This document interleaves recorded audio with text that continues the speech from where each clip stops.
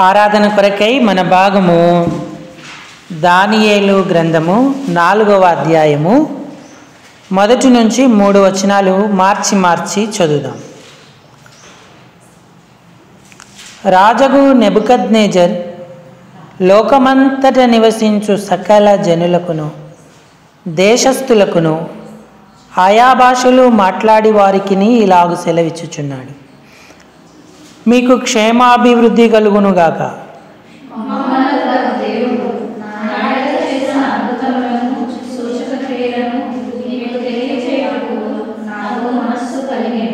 మూడవ వచనం అందరం చదువుదాం.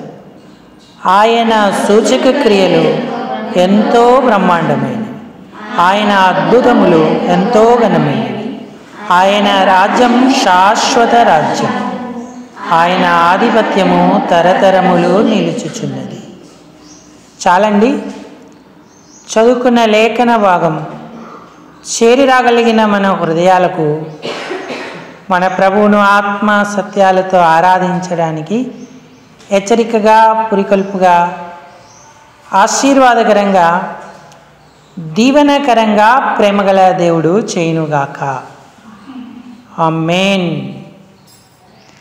ప్రభు ప్రజలారా, ప్రభువునందున్నటువంటి ప్రియమైన వారులారా,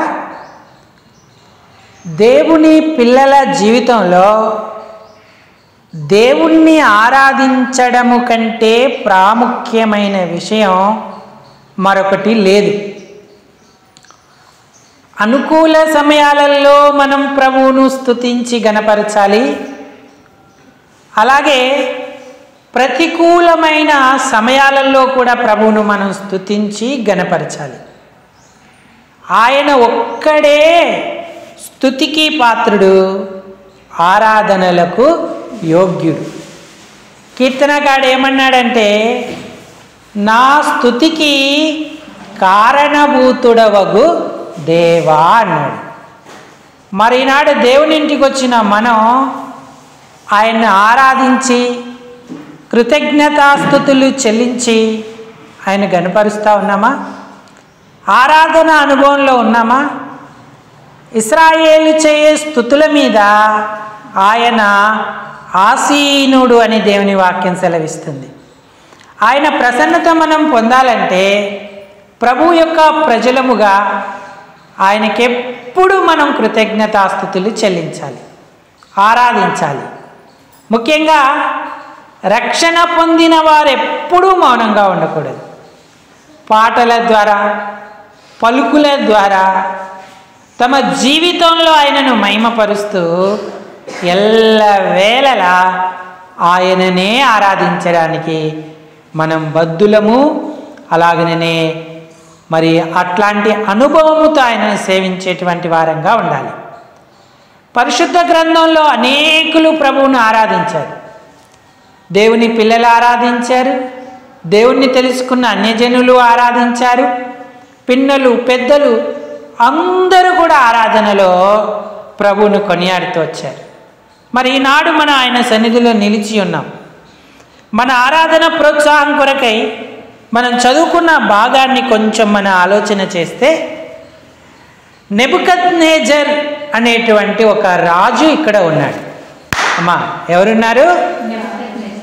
నెబుకద్నెజర్ ఎవరు అంటే, ఈయన బబులోను సామ్రాజ్యాధిపతి, ప్రపంచ సామ్రాజ్యాన్ని స్థాపించిన ఒక వ్యక్తి, గొప్ప రాజు. దేవుడి తనకి ప్రపంచమంతటిని కూడా స్వాధీనం చేశాడు. ఆ రాజు ప్రభువును ఆరాధన చేస్తూ ఉన్నాడు, ఆయనను గణపరుస్తున్నాడు. ప్రభువు గురించి సంపూర్ణంగా ఆయన తెలుసుకున్నా తెలుసుకోకపోయినా ఆయన ఆరాధనలకు యోగ్యుడనే సత్యాన్ని మాత్రం ఆయన గ్రహించాడు. వాస్తవానికి బబులోనీయులు బహు విగ్రహారాధికులు, అనేకమైన వాటిని పూజించేవారు. కానీ చక్రవర్తి అయిన నెబుకద్నెజరు నిజమైన దేవుణ్ణి ఆరాధించి గణపరిచాడు. ఈయన జీవితంలో కొన్ని పాఠాలు దేవుడి ద్వారా ఈయన నేర్చుకున్నాడు. ఆయన మరలా తన రాజ్యాన్ని పొందిన తర్వాత ఆయన్ని ఆరాధించడానికి ఈ భాగాన్ని మన కొరకు కూడా ఆయన రాసి ఉంచాడు. మరి ఈ చక్రవర్తి దేవునికి వ్యతిరేకంగా ప్రవర్తించినప్పుడు దేవుడు అతని రాజ్యాన్ని తీసివేసి 7 సంవత్సరాలు గడ్డి మేసేటట్టుగా చేశాడు. తర్వాత మానవ బుద్ధి మరలా అతనికి వచ్చినప్పుడు, తన తప్పు తెలుసుకున్నప్పుడు మరలా దేవుడు అతనికి తన రాజ్యాన్ని ఇచ్చి ప్రభావంతో నింపాడు. అప్పుడు ఈయన సకల దేశస్థులకు, సకల జనులకు, లోకమందంతట నివసించు వారికి ఈ రకంగా తెలియజేస్తున్నాడు, మీకు క్షేమాభివృద్ధి కలుగునుగాక అన్నాడు. తర్వాత ఏమన్నాడు? 2వ వచనం చదవండి. మహోన్నతుడగు దేవుడు అంటే నెబుకద్నెజరుకు అర్థమైంది, దేవుడైన యెహోవాయే మహోన్నతుడు, నేను మహోన్నతుడను అన్నాడు. మహోన్నతుడు, మహాగణుడు ఆయన. మహోన్నతుడైన దేవుడు నా ఎడల, ఎవరి ఎడలంట? గట్టిగా చెప్పండి. మా ఎడల అన్నాడా, నా ఎడల అన్నాడా? అంటే వ్యక్తిగతంగా తనకు చేసిన విషయాలు మన ఎడల చేశాడు, మా ఎడల చేశాడు.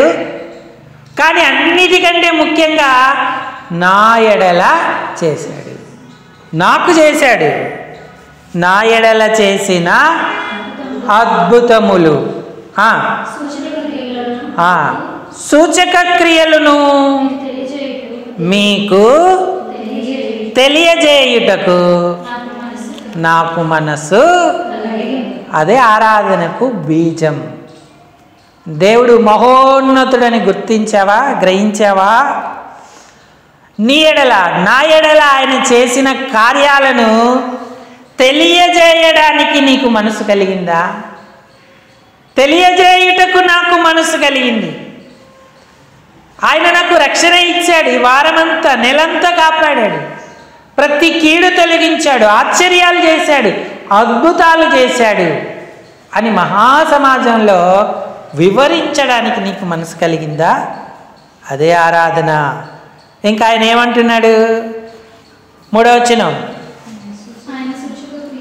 ఆయన సూచక క్రియలు ఎంతో బ్రహ్మాండమైనవి, ఆయన అద్భుతములు ఎంతో ఘనమైనవి. ఆయన రాజ్యం శాశ్వత రాజ్యం, ఆయన ఆధిపత్యం తరతరాలు. చూడండి, దేవుని గురించి ఎంత వివరణ నెబుకద్నెజర్ తెలుసుకున్నాడు. ఆ వివరణ అంతా కూడా ఆయన ఆరాధనగా తెలియజేస్తూ ఉన్నాడు.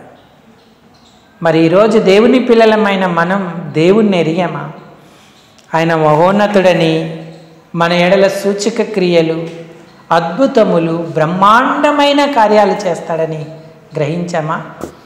వాస్తవానికి మనం పాపులం, నరక పాత్రులం, ఆరని అగ్నికే పాత్రులం, జ్ఞాపకం చేసుకోవడానికి కూడా అనర్హులం.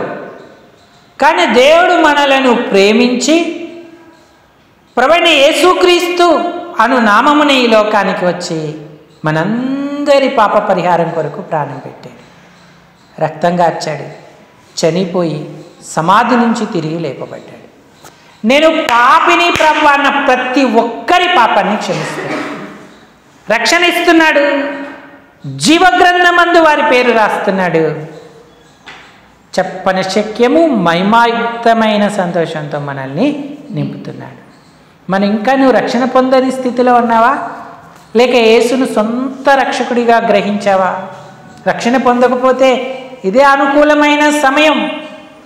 ప్రపంచ చక్రవర్తి, బబులోను సామ్రాజ్యాధిపతి నెబుకద్నెజరే ఆయనను తెలుసుకున్నాడు. మరి నువ్వు తెలుసుకోవా? నీ పాప పరిహారం కొరకు ప్రభు ప్రాణం పెట్టాడని గ్రహించి నేను పాపిని అని ఒప్పుకుంటే చాలు, గొప్ప రక్షణ నీకు కలుగుతుంది. నరకం నుంచి తప్పించబడతావు. నెమ్మది, శాంతి, సమాధానంతో దేవుడు నీ హృదయాన్ని నింపుతాడు. నీ బలహీనతలన్నిటి నుంచి ఆయన నిన్ను విడిపిస్తాడు. ఒకవేళ నువ్వు రక్షణ పొంది ప్రభువును సొంత రక్షకుడిగా అంగీకరించి ఉంటే నెబుకద్నెజరు వలె ఉప్పొంగే హృదయంతో ఆయనను మనం ఆరాధన చేయాలి. తెలియజేయుటకు నాకు మనస్సు కలిగేను అని ఆ మనస్సుతో ప్రభువును ఆయన కార్యాలను గురించి నెబుకద్నెజరు వివరిస్తున్నాడు. ఆయన క్రియలు ఎంత అద్భుతం, ఎంత బ్రహ్మాండమని కొనియాడుతూ ఉన్నాడు. ప్రియులారా, మన జీవితంలో మన ప్రభు చేసిన కార్యాలు ఎంత గొప్పవి. రక్షణనివ్వడమే కాదు, మనల్ని పోషించి కాపాడి భద్రతనిచ్చి ఆనందం ఇచ్చి ఆరోగ్యం ఇచ్చి సకల విధములైన మేలులతో మనల్ని నింపుతున్నప్పుడు మనం ఎందుకు మౌనంగా ఉండాలి? అసలు ఎలా మౌనంగా ఉంటాం? ఆయన చేసిన ఉపకారాలకు కృతజ్ఞతాస్తుతులు చెల్లించకుండా ఉండగలమా? దావీదైతే మరవక ప్రభువును స్తుతించాడు. 103వ కీర్తన ఆయన ఏమంటున్నాడు? మొదటి వచనం, 2వ వచనం. కీర్తన 103 మొదటి 2 వచనాలు చదవండి.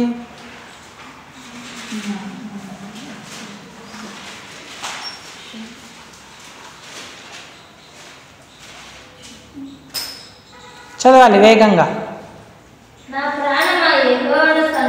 ఆమేన్. నా ప్రాణమా ఎందుకు? ఆయనే మహోన్నతుడు, ఆయన క్రియలు బ్రహ్మాండం, ఆయన సూచక క్రియలు అద్భుతం. యెహోవాను సన్నుతించుము,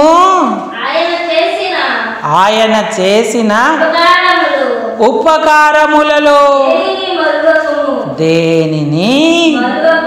మనం రావడమే ఒక కృతజ్ఞత. ఈ దినం ఆయన ఇంట్లో ఉన్నామంటే అది కృతజ్ఞత చూపినట్టే. ఈ దినం మానేస్తే మనం ఆయనకు కృతజ్ఞులము కాదు. కృతజ్ఞత లేని వారి విషయంలో ఆయన సంతోషించడు. ఎవరైతే కృతజ్ఞత కలిగి ఉంటారో వారిని బట్టి ఆయన సంతోషిస్తాడు. తన ప్రాణంతో చెప్పుకుంటున్నాడు, దేనిని మరువకు మరువకు. తర్వాత ఆయన నీ దోషములన్నిటినీ క్షమించువాడు, నీ సంకటములను. ఇక మనం గమనిస్తే ఆత్మీయ మేలులు భౌతిక మేలులు ఎన్నో దావీదు పొందుకున్నాడు. అందుకే ప్రభువుని ఆరాధిస్తూ వచ్చాడు. కాబట్టి ప్రపంచ చక్రవర్తి మహారాజైన దావీదు ఇంకా ఎంతోమంది ఆయన ఆరాధించి కృతజ్ఞతాస్తుతులు చెల్లించి ఆయన మహోన్నతుడని కీర్తించారు. ఈ ఉదయకాలం కూడా మనం ప్రభువుని ఆరాధిద్దాం. అయ్యా, ఎందుకు పనికిరాని వాడిని, నిష్ప్రయోజకుడను, ఎవ్వరూ జ్ఞాపకం చేసుకోవడానికి అర్హత లేని నన్ను ఎంతో ప్రేమించి రక్షణ ఇచ్చావు, నీ ప్రాణం పెట్టావు, నా కొరకు దెబ్బలు తిన్నావు, నా కొరకు అవమానపడ్డావు, నా కొరకు వేయించుకున్నావు. నాకు ఇచ్చిన ఈ గొప్ప రక్షణకు నేను నీకేమివ్వగలను? నా జీవితంలో నీ క్రియలు అద్భుతం తండ్రి. ఎంతో పోషించావు, కాపుదలనిచ్చావు, ఆరోగ్యం ఇచ్చావు, నా కుటుంబాన్ని నన్ను కాపాడి ఈ దినాన్ని నీ ఇంటికి తీసుకొచ్చావు. నేను నీకేమి ఇవ్వగలను ప్రభా? ఇదిగో నా విరిగి నలిగిన హృదయంతో కొద్ది స్తుతి ఆరాధన నీకు అర్పిస్తున్నానంటూ ఈ తలంపులతో మనం ప్రభువును ఆరాధన చేద్దాం. దయతో అందరూ తలలు వంచి కళ్ళు మూసుకోండి. మనం ఆరాధనలోకి ప్రవేశిద్దాం. ఒకరి తర్వాత ఒకరు ఆరాధన చేయండి, బిగ్గరగా స్పష్టంగా. దయతో అందరికీ వినబడేటట్టు ఆరాధించండి.